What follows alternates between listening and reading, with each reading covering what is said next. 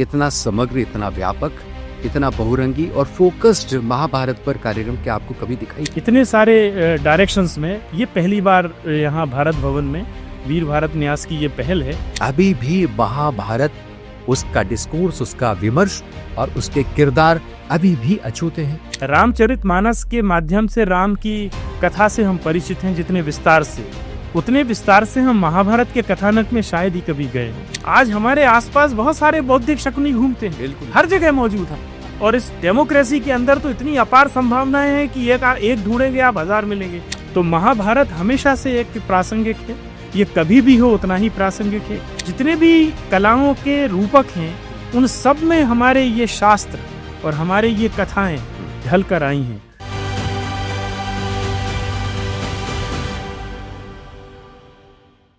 नमस्कार। सांस्कृतिक संवाद की श्रृंखला की इस कड़ी में बातचीत करने के लिए हमारे बीच उपस्थित हैं देश के वरिष्ठ पत्रकार, लेखक, इतिहासकार और माखनलाल चतुर्वेदी पत्रकारिता विश्वविद्यालय और शोध संस्थान के कुलगुरु श्री विजय मनोहर तिवारी जी। विजय भाई, आपका इस स्टूडियोज में हार्दिक स्वागत है। ऐसे वक्त में हम आपसे बातचीत कर रहे हैं जब मध्य प्रदेश शासन संस्कृति विभाग की वीर भारत न्यास ने 9 दिनों का एक बड़ा सांस्कृतिक बहुरंग रचा है। गान में, रंग में, शब्द में, लय गतियों में, चित्र की परंपरा में, इन तमाम आयामों में जो हमारी आदिम आवाज तैरकर हम सब तक पहुंच रही है अपने निहितार्थों के साथ में, उसे भारत की प्रभुत्वता ने, हमारी परंपरा ने महाभारत कहा। और एक ऐसा सर्वमान्य ग्रंथ है जिससे निकलने वाली हमारी शाश्वत आवाजें अतीत, आज और आगत के बीच में एक वैचारिक रिश्ता बनाती हैं। और आज भी महाभारत हमें जरूरी लगता है, केवल अपने घटना, प्रसंगों और किरदारों के जरिए नहीं, बल्कि उसमें अंतर्निहित विमर्श की वजह से हमेशा आज का लगता रहा है। इस महाभारत पर केंद्रित तमाम गतिविधियों के आप साक्षी भी हैं और आप जिन माध्यमों से जुड़े हैं अभिव्यक्ति के, उसे मुझे लगता है कि महाभारत की आवाजें भी उससे दूर नहीं है। पत्रकारिता की आपने, जो सबसे लोकतांत्रिक विधा, चौथा स्तंभ ही माना जाता है। आप एक इतिहास को टटोलने वाले, खंगालने वाले और नई स्थापनाओं के साथ में इस देश का नया परिचय देने वाले भी एक लेखक हैं और इसके साथ एक ऐसे संस्थान के कुलगुरु हैं जो बिल्कुल नई बौद्ध को तैयार कर रहा है, जिसके मांस में दरअसल देश का भार है। महाभारत का इस वक्त में होना, इस सांस्कृतिक अनुष्ठान का होना, आप कैसा और कितना जरूरी मान रहे हैं? नमस्कार। और इस आयोजन के लिए मैं वाकई बधाई दूंगा वीर भारत न्यास के लिए, क्योंकि महाभारत केवल इसी समय नहीं है, महाभारत एक सार्वकालिक प्रासंगिक प्रसंग है जी भारत की संस्कृति में। और जिन 2 महाआख्यान को भारत ने अपनी स्मृतियों में संजो के रखा है हजारों वर्षों में, उसमें ये दूसरा है। पहला रामायण है, महर्षि वाल्मीकि की रामायण, और महर्षि वेदव्यास का महाभारत। इन दोनों को हजारों वर्षों के अंतराल के बाद, जबकि भारत के नसीब में, भारत की किस्मत में इस बीच में बहुत सारी लंबी, सदियों लंबी अमावस से गुजरा है भारत, लेकिन ये दोनों भारत के सॉफ्टवेयर में ऐसी डाली गई हैं ये हमारी परंपराएं, हमारी कथाएं, कि वो आज तक अक्षुण्य हैं। धरती पर मनुष्य के विकास के पूरे क्रम में अभी तक लगभग 45 सभ्यताएं अस्तित्व में आई हैं। अकेला भारत है जो अभी जीवंत है, बाकी सारी जो सभ्यताएं हैं वो सब आर्कियोलॉजी का सब्जेक्ट हैं, पुरातत्व के विषय बन गए। उनके सारे देवी देवता संग्रहालयों में सुशोभित हैं। आप इजिप्ट चले जाएं, आप यूनान चले जाएं, उनका आज के यूनानी समाज का, आज के मिस्र के समाज का अपनी पुरातन कथाओं से, पुराने महानायकों से कोई कम्युनिकेशन नहीं है, कोई कनेक्ट नहीं है। आज वहाँ के भूगोल में कुछ और ही धड़क रहा है और वो पूरी सभ्यताएं हमेशा के लिए समाप्त हो गई। लेकिन मैं श्री कृष्ण की गीता को मेरे पुरखे 5000 साल पहले जैसे भी स्मरण करते थे, मैं आज भी उस गीता के उन 18 अध्यायों के एक श्लोक को वैसे ही पढ़ता हूँ। गायत्री मंत्र हजारों वर्ष पहले, जब भी वो पहले दिन अस्तित्व में आया होगा, जैसा पढ़ा जाता था, वो उसी श्रद्धा और आस्था के साथ करोड़ों कंठों से आज भी पूरी दुनिया में लोग उसका उच्चारण करते हैं। बिल्कुल, इसीलिए भारत को एक जीवित सभ्यता कहते हैं। हम लोग एक लिविंग ट्रेडिशन में रह रहे हैं। तो महाभारत हमेशा से एक प्रासंगिक है, ये कभी भी हो उतना ही प्रासंगिक है।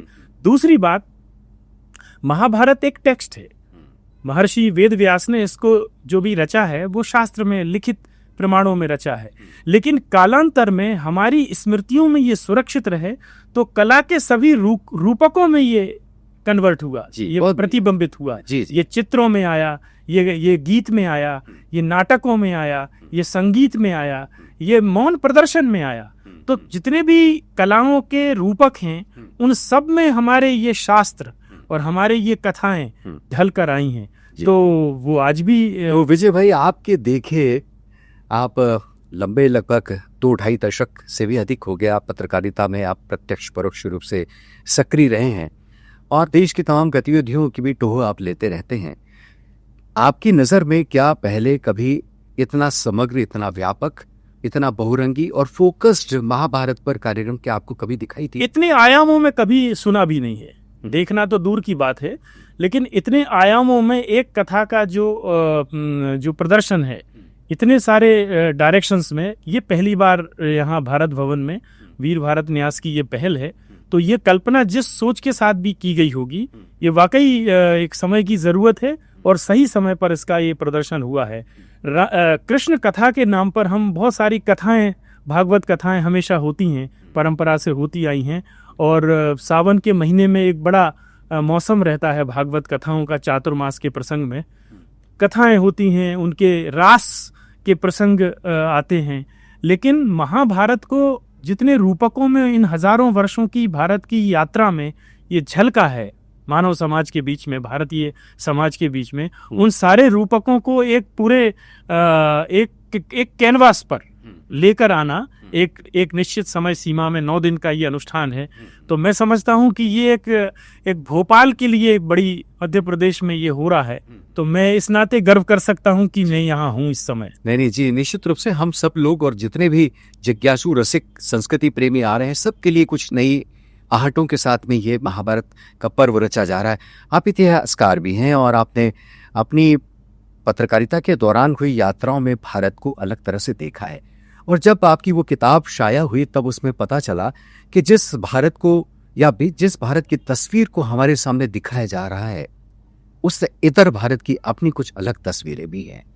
बहुत सारे ऐसे चिन्ह हैं, बहुत सारे ऐसे सच हैं जिनकी शिनाख्त ठीक से हो नहीं पाई है। महाभारत और जिस रामायण की आपने कल्पना की और उसके बाद प्रतिकृत होकर तुलसीदास ने रामचरितमानस भी रचा, ये हमारे आधारभूत ग्रंथ हैं जिनको पढ़कर भारत का चेहरा, सांस्कृतिक चेहरा दिखाई देता है। क्या आपको ऐसा लगता है कि इसके पुनर्पाठ की आज मुख्य धारा में बहुत आवश्यकता है? बहुत जरूरी इसलिए है ये कि कैसे हमारे इन ग्रंथों ने, हमारे इन महानायकों पर केंद्रित ग्रंथों ने पीढ़ियों को प्रभावित किया है और प्रेरित किया है। इसके 2-3 उदाहरण मैं आपको देता हूँ, बहुत निकट के हैं ये आज़ादी की लड़ाई के ही हैं। सावरकर के हैं ये, वीर सावरकर के जीवन से जुड़े हुए 2-3 प्रसंग हैं कि कैसे कृष्ण और महाभारत की कथाओं के दूसरे पात्र उनको प्रेरित करते हैं उस संग्राम में, जिन्होंने 2 आजीवन कारावास की जिनको सजा हुई वीर सावरकर को। वो 7-8 साल की उम्र थी उनकी, एक तोता पकड़ कर लाए वो, और उनके जो पिता थे वो एक पिंजरा लेकर आ गए। तो इन्होंने उस तोते का नाम रखा श्री कृष्ण, तोते का नाम श्री कृष्ण रखा, क्योंकि कृष्ण के सुदर्शन चक्र की अवधारणा से बचपन से सावरकर के चित्त पे जबरदस्त उसका असर था। सुदर्शन चक्र एक ऐसा डिवाइस, एक ऐसी सिद्धि जो शत्रुओं का एक समग्र नाश करने में सक्षम है। तो श्री कृष्ण उन्होंने उस तोते का नाम रखा। वो उसको कुछ खिलाने के लिए, फल लेने के लिए गए, और जब तक वो लौटे तब तक वो श्री कृष्ण जी महाराज जो पिंजरे के अंदर थे, उन्होंने स्वयं को पिंजरे से टकरा के अपनी चोंच को इस कदर घायल कर दिया कि वो अगले कुछ घंटों में चल बसे। तो सावरकर लिखते हैं कि मुझे उसकी मृत्यु, जिस तरह से उसने अपने आप को गुलामी से मुक्त किया, उसी दिन 24 घंटे भी उसने पिंजरे में नहीं बिताए, इस घटना ने मुझे मृत्यु के भय से मुक्त कर दिया था। एक दूसरा, दामोदर चाफेकर की जिस दिन फांसी हुई 18 अप्रैल 1898 को, उसका प्रसंग वो लिखते हैं कि जब फांसी पे उनको ले जाया गया तो पुलिस वाले ने उनसे पूछा कि कुछ कहना है, आपको कुछ कहना है? तो उन्होंने कहा कि मेरे ऐहिक संबंध संसार से समाप्त हो चुके हैं फांसी की सजा के साथ, तो मुझे आपसे कुछ नहीं कहना है, और अब मुझे जो कहना है वो परमात्मा से कहना है, और वहां मैं जा रहा हूं। वाह। और अपने हाथ में गीता रहस्य, लोकमान्य तिलक की गीता रहस्य अपने हाथ में लेकर और वो गीता का एक श्लोक का उच्चारण करते हुए फांसी पर चढ़े। सावरकर ये लिखते हैं कि ऐसा अलौकिक अंत और किसी का नहीं था। वाह। ऐसा अलौकिक अंत जैसा चाफेकर, दामोदर चाफेकर का हुआ। और तीसरा उन्होंने लिखा है अर्जुन का एक प्रसंग। अब महाभारत एक बड़ा कथानक है जिसके अंदर कई उप कथानक हैं जी। और कई ऐसे पात्र हैं जिनके बारे में हम सब नहीं जानते हैं। तो एक भारवी नाम के कवि हुए हैं, उन्होंने एक कार्तवीर्य अर्जुनियम नाम से एक ग्रंथ लिखा। ये अर्जुन पर है ये ग्रंथ। अच्छा। और ये अर्जुन की उस दशा पर है जब वो ध्यान मग्न है, तो अप्सराएं उनका ध्यान भग्न करने के लिए आती है और वो तमाम प्रयास करने के बाद भी अर्जुन की जो समाधि तंद्रा है उसको तोड़ने में असफल रहती हैं। सावरकर ये कहते हैं कि अर्जुन के भीतर अपना शत्रु बोध इतना प्रगाढ़ और इतना प्रबल है, वो कौरवों के प्रति इतने क्रोध से भरे हुए हैं कि वो अप्सराएं तमाम प्रयास करने के बाद भी उनको विचलित नहीं कर पाई और वो रोने लगी। नाकाम होने पे वो अप्सराएं रोने लगी। तो अर्जुन की ये जो मुद्रा है कि शत्रु बोध उनका इतना प्रगाढ़ है, तो सावरकर ये लिखते हैं कि इस प्रसंग ने मुझे अंग्रेजों के प्रति जो मेरे मन में घृणा थी और जो क्रोध था और स्वाधीनता संग्राम में मेरी कोई भूमिका सुनिश्चित हो, इस प्रसंग ने मुझे और प्रेरित किया कि मैं आगे बढ़ूं। वाह। अब आप सोचिए, मैं केवल एक उदाहरण दे रहा हूं। अब आप उनके लोकमान्य तिलक के उसमें जाएंगे, वो एक बहुत ही प्रबुद्ध व्यक्ति थे, संपादक थे, पत्रकार थे, सेनानी तो थे ही, लेकिन गीता रहस्य अगर वो लिख रहा है तो कहीं ना कहीं वो भारत की ज्ञान परंपरा से भी उतना ही जोर से जुड़ा हुआ है। जी। तो ये क्या था जो पीढ़ियों को सदियों से बिल्कुल आपने गीता रहस्य का जिक्र किया और लोकमान्य तिलक निश्चित रूप से उन्होंने एक पुनर्भाष्य ही मैं कह सकता हूं कि गीता का उन्होंने किया था। जब हम इसकी बात करते हैं और आपने अभी एक टर्म यूज किया ज्ञान परंपरा, इस समय भारतीय ज्ञान परंपरा बिल्कुल हमारी बिल्कुल मुख्य केंद्र में आ रही है और नई शिक्षा नीति ने तो विशेष रूप से इसको जन जन तक पहुंचाने, नए सिरे से समझने और ज्ञान की नई दिशाएं तय करने के परिप्रेक्ष्य में इसको भारत केंद्रित दृष्टि भारत केंद्रित दृष्टि। तो ये आपको ऐसा लगता है कि ज्ञान परंपरा की जब बात चलती है तो हमें बहुत सारी कृतियां हमें दिखाई देती हैं, लेकिन क्या आपको लगता है कि अभी भी महाभारत, उसका डिस्कोर्स, उसका विमर्श और उसके किरदार अभी भी अछूते हैं?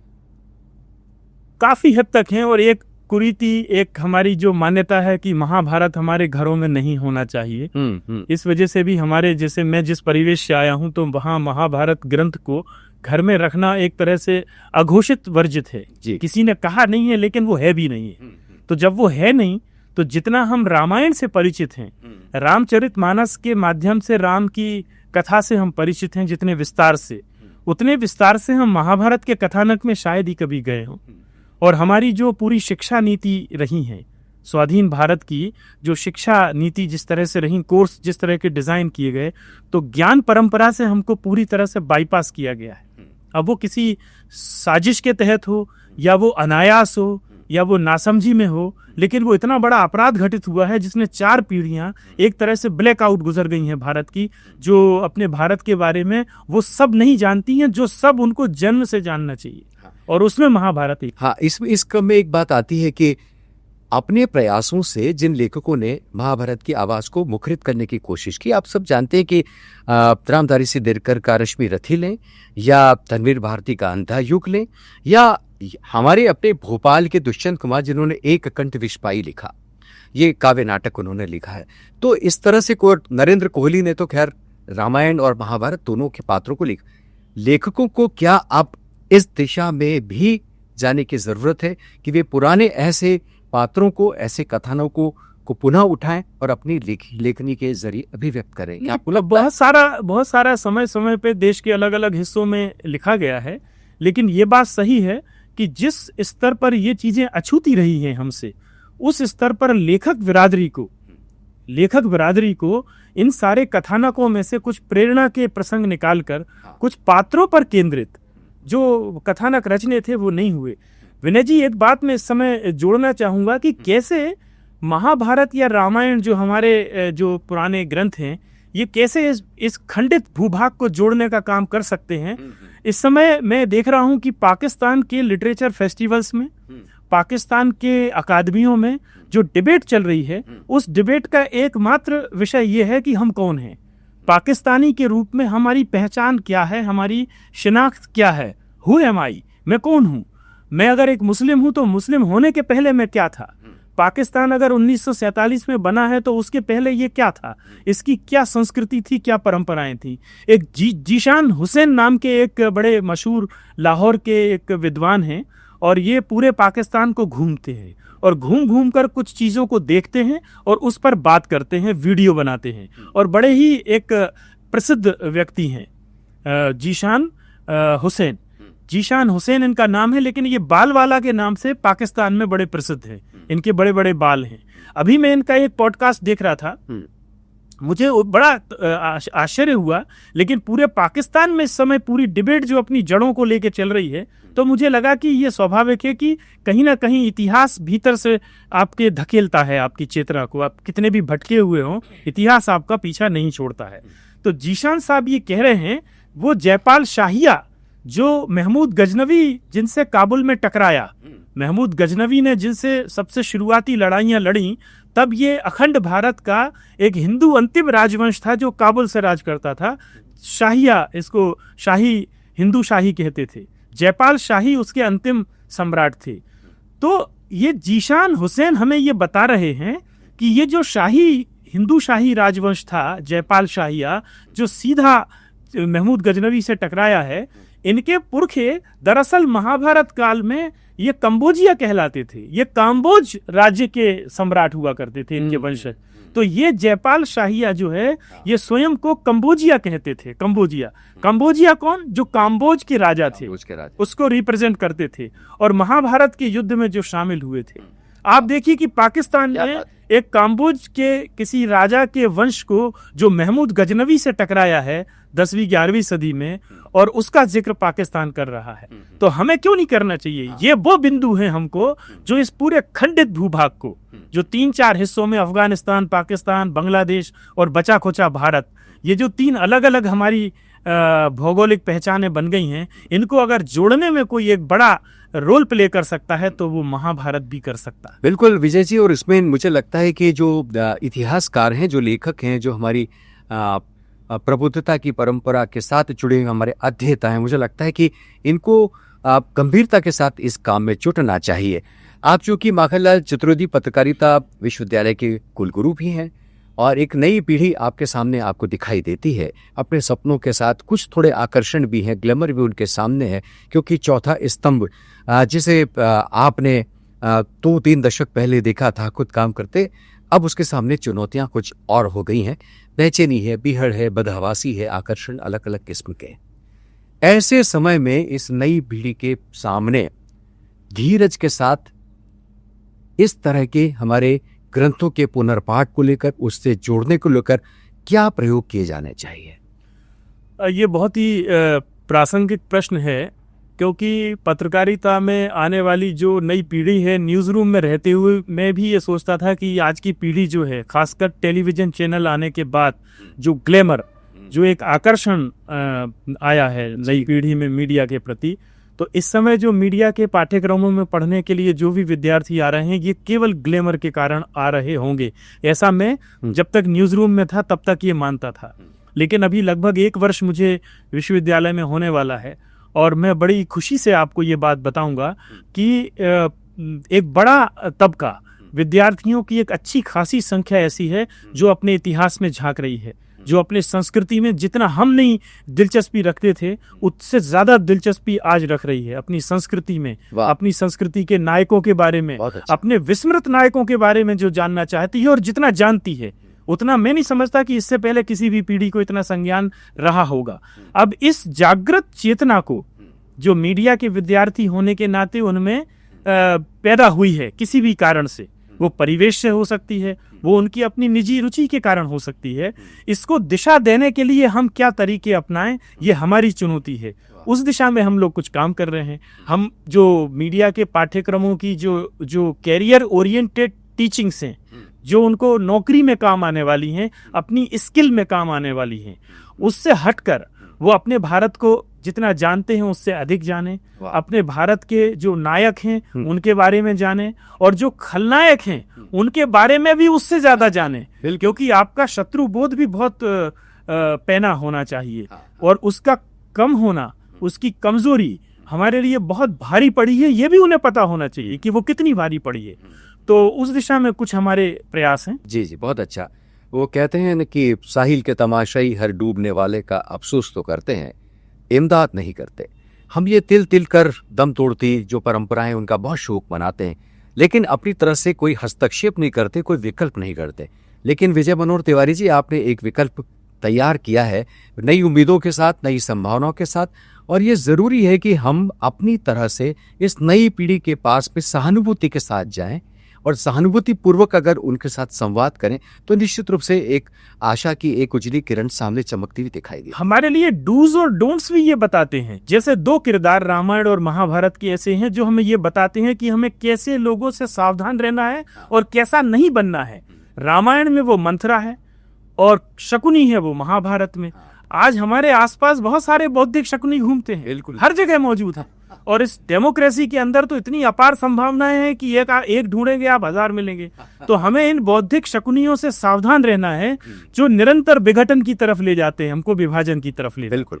देखिए, विध्वंस और सृजन के बीच में संघर्ष तो हमेशा होता ही रहा है, लेकिन बावजूद उसके यदि सृजन के लिए पूरी इच्छा शक्ति के साथ में कदम आगे बढ़ाया जाए तो निश्चित रूप से कारवां भी आगे बढ़ता है, मंजिलें भी हमारे हिस्से में आती ही हैं। और ऐसी इच्छा शक्ति के साथ विजय जी आप काम कर रहे हैं। हमारी आज की सांस्कृतिक संवाद की कड़ी में आप आए और आपने बहुत ही ज्वलंत प्रश्नों पर अपना नजरिया प्रस्तुत किया, और हम उम्मीद करते हैं कि महाभारत का ये जो उत्सव इस वक्त भोपाल में मध्य प्रदेश शासन के संस्कृति विभाग ने वीर भारत न्यास के संयोजन में परिकल्पित किया है, इसकी पुनरावृत्ति होगी, क्योंकि पुनर्पाठ की तरफ भारत लौट रहा है। पुनर्पाठ करने का मतलब है अपनी विरासत के गवाक्ष को खोलना, उसको देखना, और फिर एक नई संभावना के साथ कदम आगे बढ़ाना। आप हमारी इस बातचीत में शामिल हुए विजय भाई, और आपने इतने सार्थक संवाद को आगे बढ़ाया। आपका बहुत बहुत धन्यवाद, बहुत बहुत शुक्रिया। नमस्कार।